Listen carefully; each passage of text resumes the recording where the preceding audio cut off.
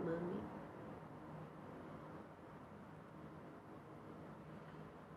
Vou contar pra vocês como é que foi o desmame do rapaz. E daí já vou adiantando enquanto o pessoal vai chegando. Vou adiantando as coisas. Já tá no perturbe, já tô conectada. Então, gente, eu tinha colocado no meu stories, né, um drops que eu fiz tempos atrás, contando como é que tinha sido o desmame. Que realmente era impossível em 3 minutos contar como foi isso. E então, por pedido de várias mães, eu acabei resolvendo fazer essa live. Já vou começar agora, né? Eu quis esperar todo mundo chegar, mas eu sei como é que é mãe. E eu sei que às vezes esperar chegar não é uma coisa tão fácil assim. E é um horário que às vezes a gente tá ainda na função. Detalhe, eu mudei o fundo, né? Não gostava daquelas bolsas aqui atrás. Aqui qualquer coisa, se alguém aparecer, vai ficar ali atrás, não vai passar na frente da tela. Então vai ser uma coisa mais suave, mais tranquila a partir de agora. Uma acabou de sair. Então vou começar a contar pra vocês como é que foi o desmame, né? O desmame do meu carinha foi um desmame gradual. A gente começou aos poucos. Por quê? Porque a partir dos 5 meses ele já começou a ser adaptado para entrar na creche, porque eu voltei a trabalhar com 6 meses.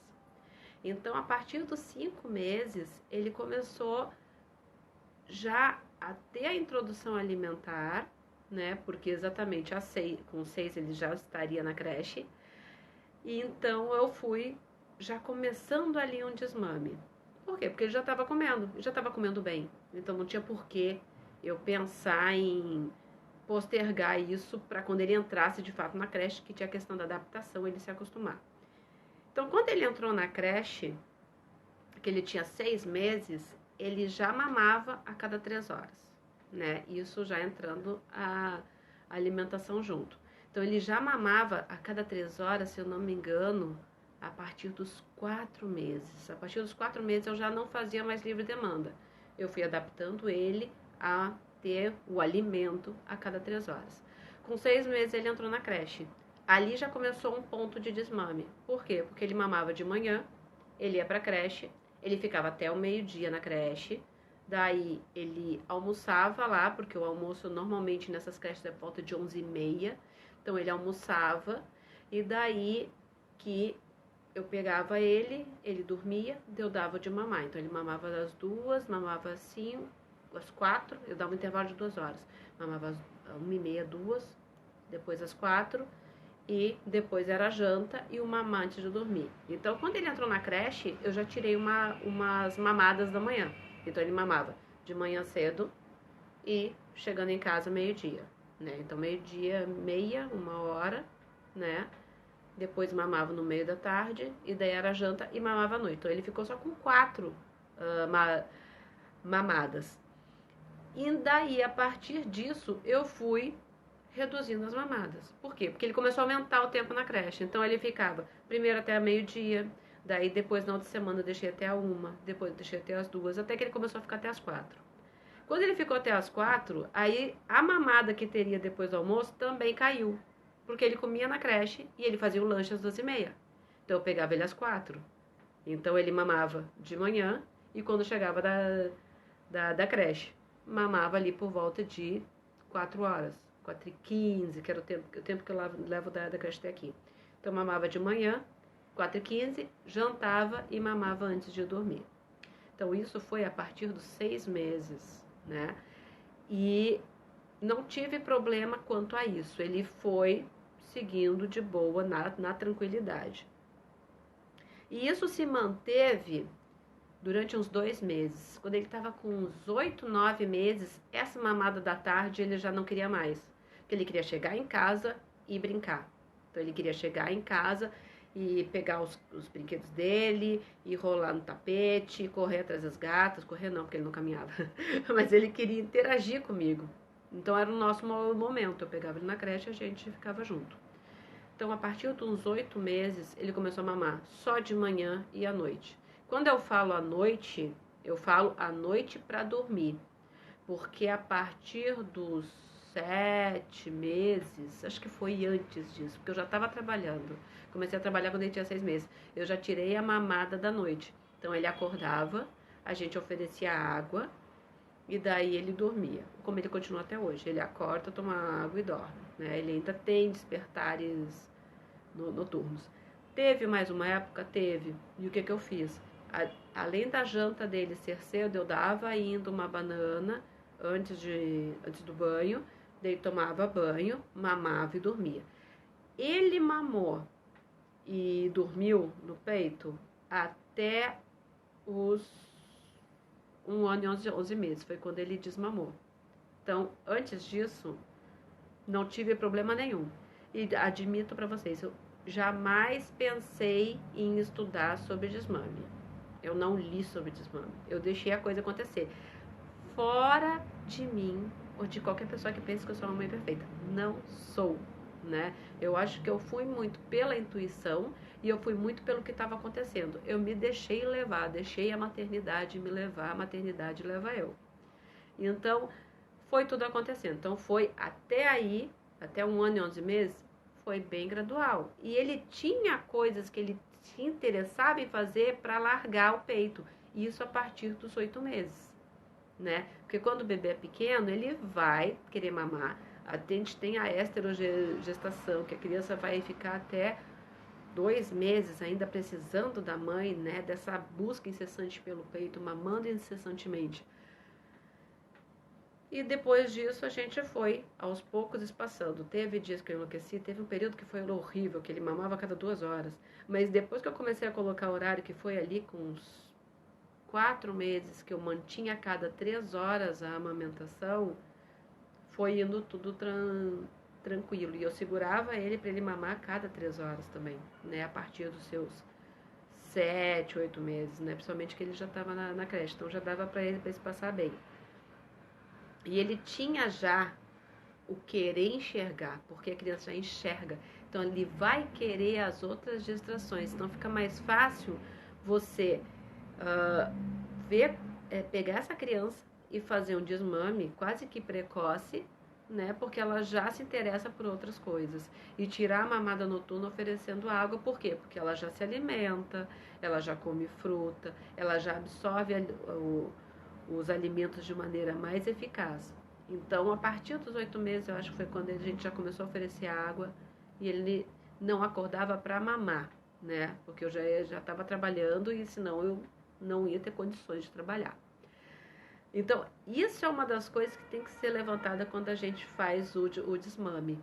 A questão do desmame, você ter a ideia de que a criança percebe o ambiente e ela pode perceber outras coisas para você distrair essa criança para, em vez de oferecer o peito, oferecer essa outra coisa que ela quer. Tanto que eu nunca tive problema com o Carinha de na rua ele tentar tirar o peito para mamar. Não, isso nunca aconteceu, né? Ele sempre sabia os horários, os locais que ele deveria mamar. E isso é uma coisa interessante quando se pensa em fazer o desmame, né?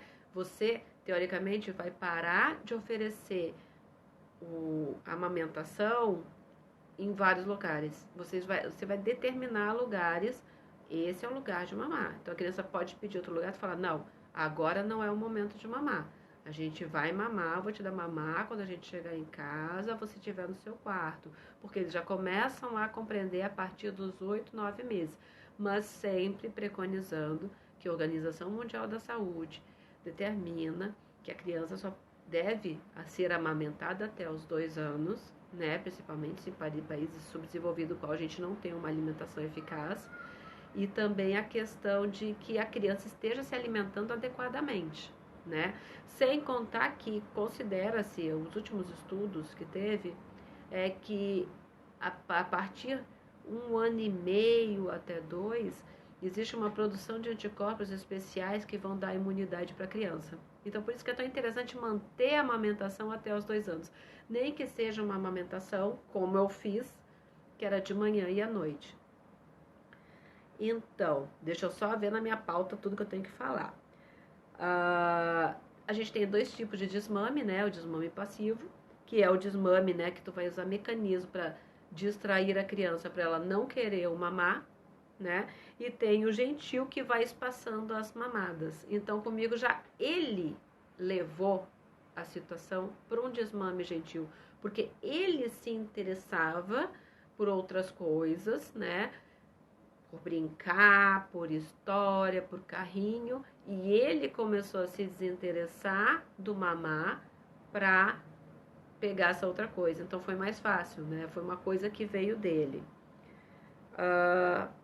Por isso que é tão interessante a gente colocar o espaçamento entre as mamadas a partir de um determinado tempo, para exatamente a criança poder ver que está sendo espaçado e ela poder trabalhar isso de forma melhor na cabecinha dela. E a mãe também, né? Porque a questão que a gente tem do desmame é que alguns casos, né, a gente vai ter uma crítica muito grande ao desmame, porque parece que a mãe está querendo, né?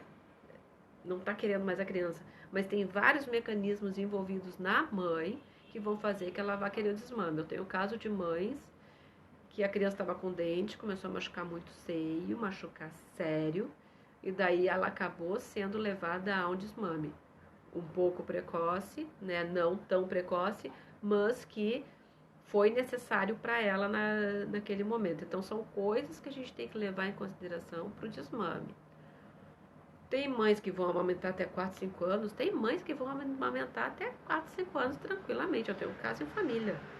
Mas isso vai de cada um. Eu conheço mães com crianças mais velhas que o meu carinha que continuam amamentando a criança quase 4 anos, né?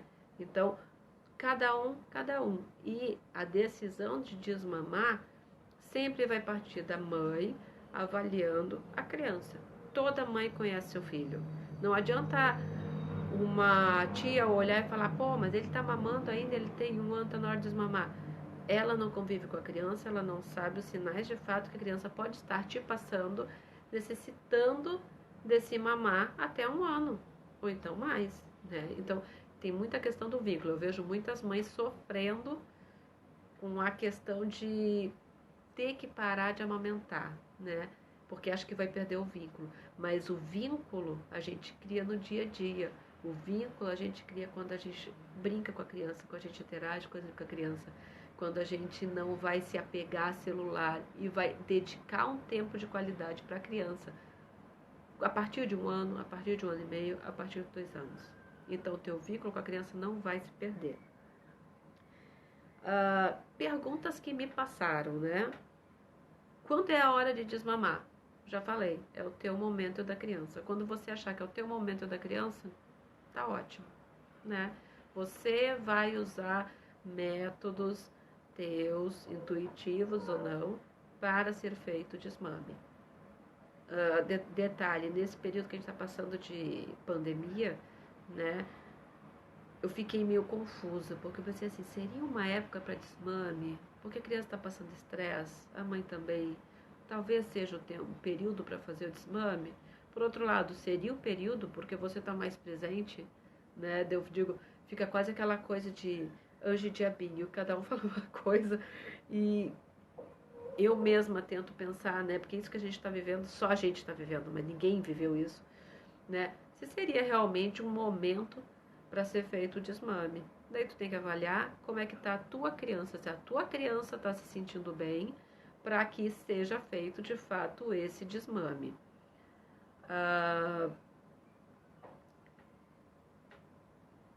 Tem caso, tive um relato de uma mãe que a criança perdeu o interesse pelo peito.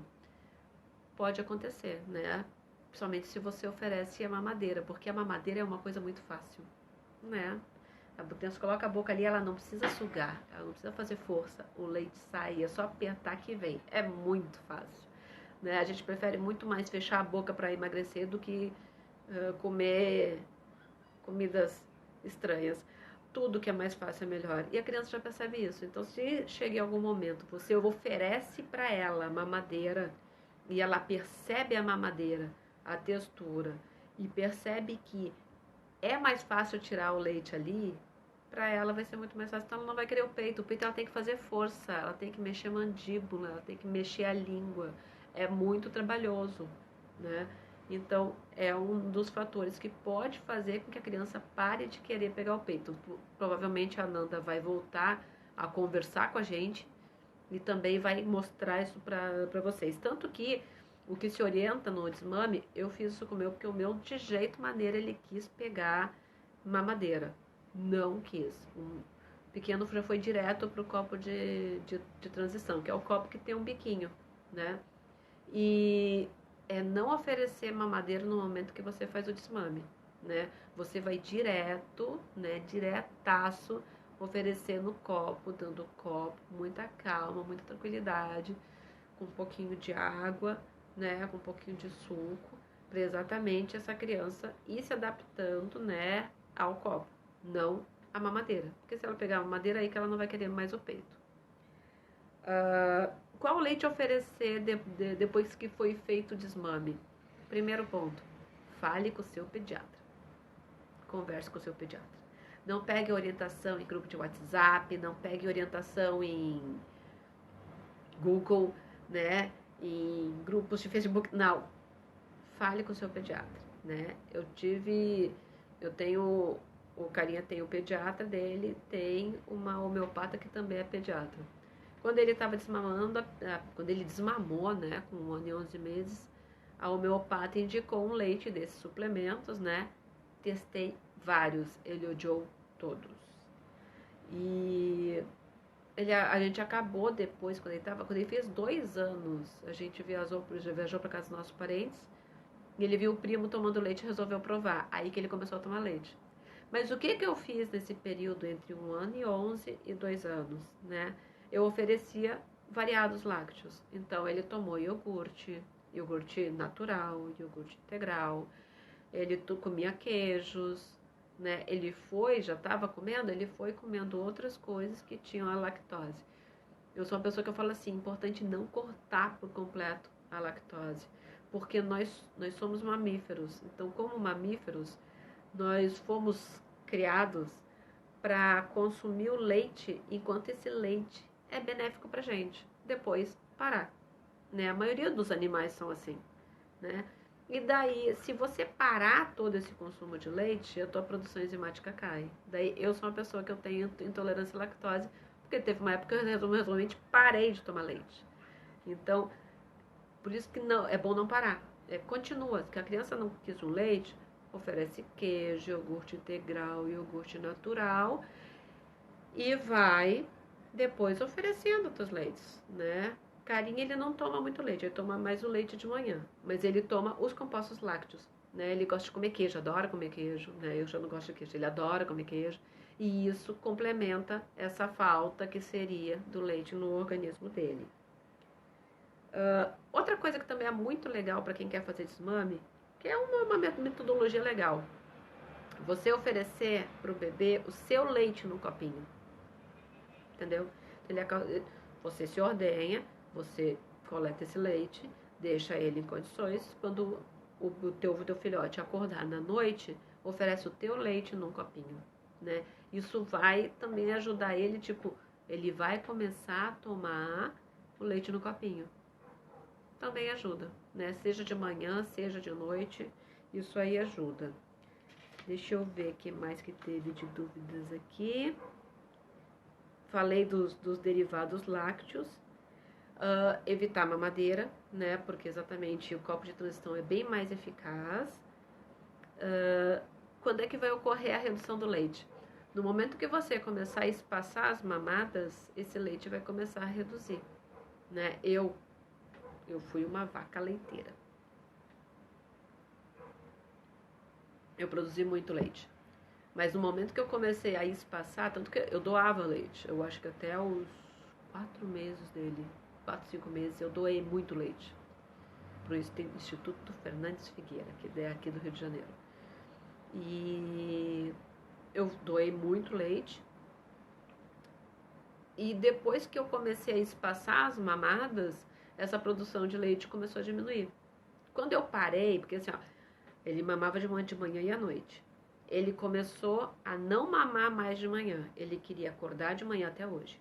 Ele acorda de manhã e prefere vir brincar. Então, ele acordava, ele ia pro meu quarto, ele mamava. Daí eu vinha tomar café da manhã. Enquanto isso, ele ficava brincando na sala. Eu pegava ele, trocava de roupa, levava ele pra creche. Chegou uma hora que ele não quis mais assim mamar da manhã. Ele só passava, me dava um oi e ia brincar. Daí a gente começou a chamar ele para dar um leite, para dar um suco, para fazer ele comer um pão. A gente começou a oferecer alimentos para ele de manhã para a criança não ir em jejum para a creche. Nisso, ele foi parando de mamar de manhã. Ele perdeu o interesse. Não levou uma semana a mamada da noite, ele não quis. Ele não quis uma noite. Ele quis que eu contasse história. Que com um ano e 6, antes a gente já contava história para ele. Com 1 ano e 6 ficou mais característico de a gente contar a história antes dele dormir. Até hoje ele é assim. A gente pega, ele tem uma pilha de livros, ele escolhe uns 3, 4 livros e a gente conta para ele antes de dormir. Ele mamava, daí um dia ele não quis, porque ele queria tal história, escolheu uma história. No outro dia ele repetiu a mesma coisa, ele não quis mamar, quis outra história. E depois, na terceira noite, ele já nem quis, nem lembrou do peito. Eu sentei na cadeira, tinha uma cadeira de balanço, sentei na cadeira, não fiz nenhuma menção de tipo, vamos mamar, não falei nada. Ele já foi, pegou o livro, trouxe e falou, eu quero o livro. Então foi dele, né? Ele foi parando, ele foi vendo outras coisas mais interessantes do que o mamar, né? E o vínculo, que eu falei, o vínculo, você vai criar o vínculo com o seu filho de outras formas, né? A gente tem o vínculo, a gente brinca, principalmente agora, eu leio história para ele, né? Toda noite antes de dormir, a gente tem um tempo só nosso, porque a importância do vínculo é aquele momento que você está com a criança, é aquele momento que você está com a criança sem intromissão de pessoas, sem intromissão de televisão, sem intromissão de celular. É você e a criança, né? E no momento que você cria esse vínculo, está criado o vínculo. Então não tem nenhum problema. Eu acho que seria isso, né? Eu transformei um Drops numa live. Eu não... Olhando assim, tá todo mundo que entrou e saiu, né? Tá tudo bem. Não sei se quem ainda tá quer fazer alguma pergunta. Mas qualquer coisa eu tenho meu direct. Foi meia horinha de live, né? Eu sei que é muito difícil um horário assim para as mães pararem. Algumas me passam mensagem tipo, eu não consegui ver tua live, a criança dormiu, eu vou colocar ela para dormir. Trabalhar com mãe é assim, né? Eu tenho que entender ela porque eu já passei por isso, né? Eu, para estar aqui agora, né? Acabei delegando os cuidados do carinho pro pai para poder estar aqui. E trabalhar com mãe é assim, né? Com essa constante rotatividade. Então eu acho que é o Wilson, né? Se tiver alguma dúvida, se surgir alguma dúvida, me passa um direct, né? A Nanda teve um problema, por isso que ela não pôde estar hoje. Eu espero que semana que vem ela possa estar, né? E sem contar os drops, né? As lives surpresas do Dica Baby que pode aparecer aí a qualquer momento. Tá, gente? Eu acho que é isso. Vou aproveitar o resto da sexta-feira, que amanhã é sábado. Sim, amanhã é sábado, não parece. E qualquer coisa que tiverem dúvida, é só me passar mensagem que eu respondo. Tá? Beijos. Boa noite. Tchau, tchau.